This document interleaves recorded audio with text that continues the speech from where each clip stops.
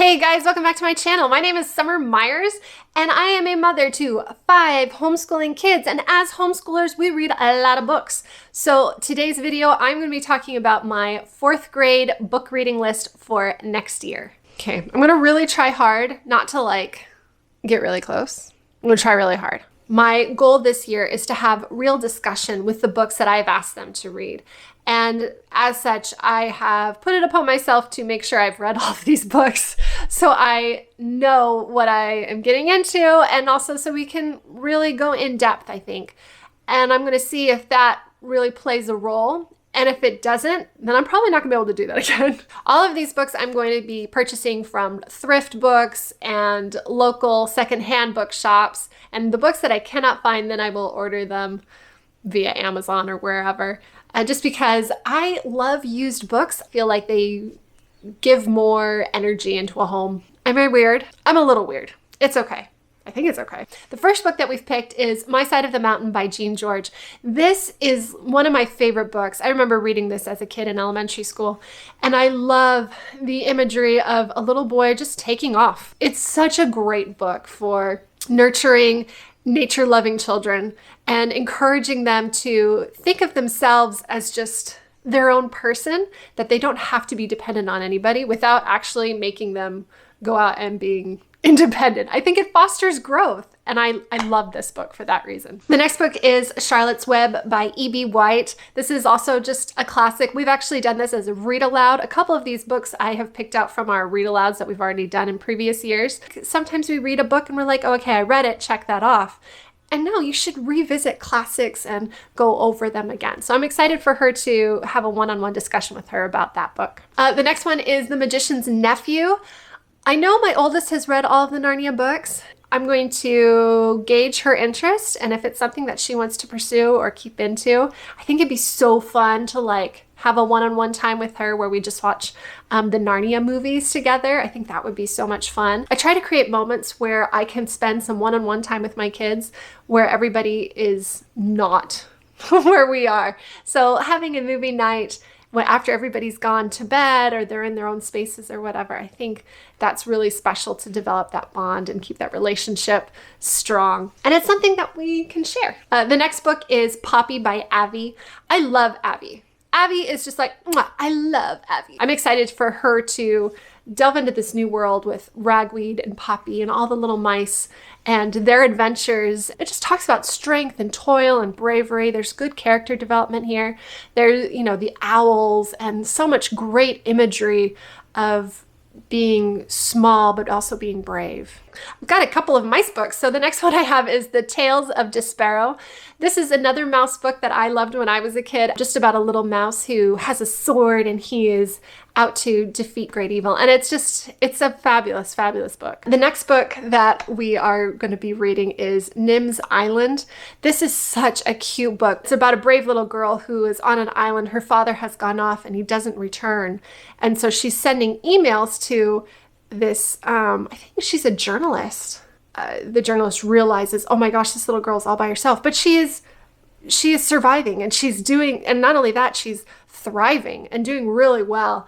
And I think it's another great empowerment book that you are capable of more. Another book that we are reading is Searching for Dragons. This is a really cute book. It's a little fantasy book. So I try to do a bunch of fiction at this age, something that inspires courage, bravery, friendship. I want them to kind of maintain their childhood as long as possible with the books that they are reading. Searching for Dragons is such a cute story of a princess who goes off and finds dragons and just developing friendships with them. Last year she read Little House in the Big Woods. This year I'm going to have her continue and read Little House on the Prairie.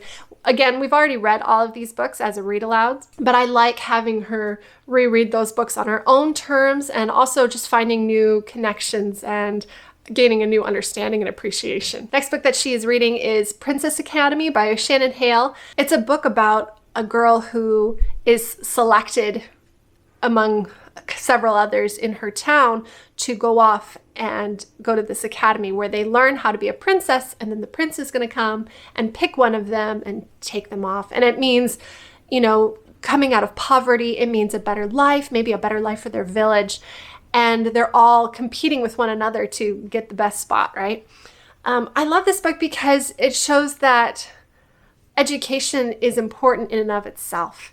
I know that the premise of the book is, oh, so the handsome prince comes and marries you, but it's not. By learning all of these things, she is going to improve village life regardless if she is chosen or not. And that just makes her work all the more harder.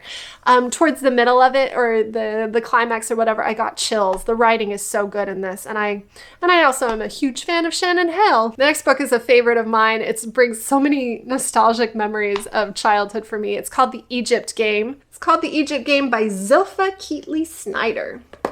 I cheated a little bit there. When I was a kid, my sister and I decided to create our own little Egyptian club. And I think it just impresses this idea that you don't have to learn something and it just stays in a book. It can be brought out into imagination play. And I like introducing that idea. And when my oldest read it, she got really into it. There's another, the sequel is like, I think it's called The Gypsy Game. Learning can be brought it back into our own world and applies very much to what we are doing here in the now. The next book is so good. I love Sign of the Beaver. This was just one of my favorite books that I read this year. It's a classic. Why is it all these stories are like independence? They're all alone. There are no adults to take care of them. That wasn't intentional. It's another story where his father leaves and he's gone off to go get the rest of his family. An Indian man comes with his son, and together the son and him learn together. I think it's a really great book showing relationship between two people who, you know, come from such different backgrounds. And, you know, one of them is being marginalized and kicked off their land and pushed away.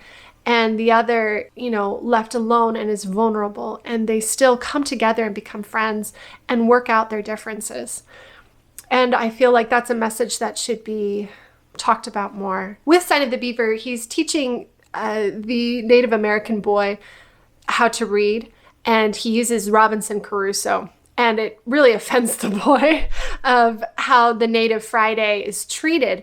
And I mean, it's not exactly kosher. But I wanted to have Abby read Robinson Crusoe as well. It's just kind of a juxtaposition between the two and where we can talk about the differences. I'm excited for that. I think that'll be a great discussion. All right, I need to read this title because I don't want to get it wrong. From the Mixed Up Files of Mrs. Basil E. Frankenweiler. This is such a fun book. I mean, this is something that I would have loved to do as a kid. Two children run away and they go and live at the Met. They go live in the museum in New York City. During the night, they go and they sleep in one of the really fancy museum beds. And then they have to hide from security in the morning when everybody's coming into work or whatever. And then during the day, they act as one of the patrons. And it's just, you know, how fun would that be to just have a massive sleepover at a museum? History is meant to be, you know, breathed. It's not just meant to be read. It's so much fun. The next book is Indian Captive.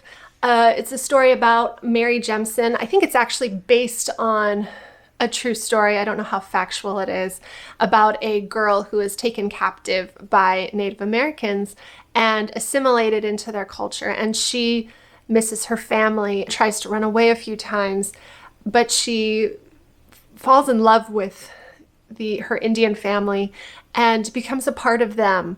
And I remember reading this story and just being enthralled by it. And I'm excited to see what Abby thinks about it. It's something that me and my oldest actually really enjoy together. It's so fun to see, oh, your kids age up and read the books that you loved as a kid. I mean, it just, makes this mama heart so feel good. Oh, so feel good. The next one is The One and Only Ivan. This is a book that I just barely read. And it's by Kate Appleton. It's talking about animal rights and how important it is to stand up for those who do not have a voice, to stand up for themselves. And I think Ivan does this brilliantly, and I think it opens up these questions for young children in an age-appropriate way, and what that means, and how do we accomplish that, and how do we do that. It's a really, really good book. The next one is The Borrowers by Mary Norton. This is a fabulous book, excellent children's book, classic literature. Really excited for Abby to dive into that. And the last one is The Phantom Tollbooth, and I think this is a bit of like a sci-fi. I think this will put us out of our comfort zone a little bit. And I'm excited to see how Abby does with it and what she thinks of it. All right, guys, so that is our book list for my fourth grader for next year.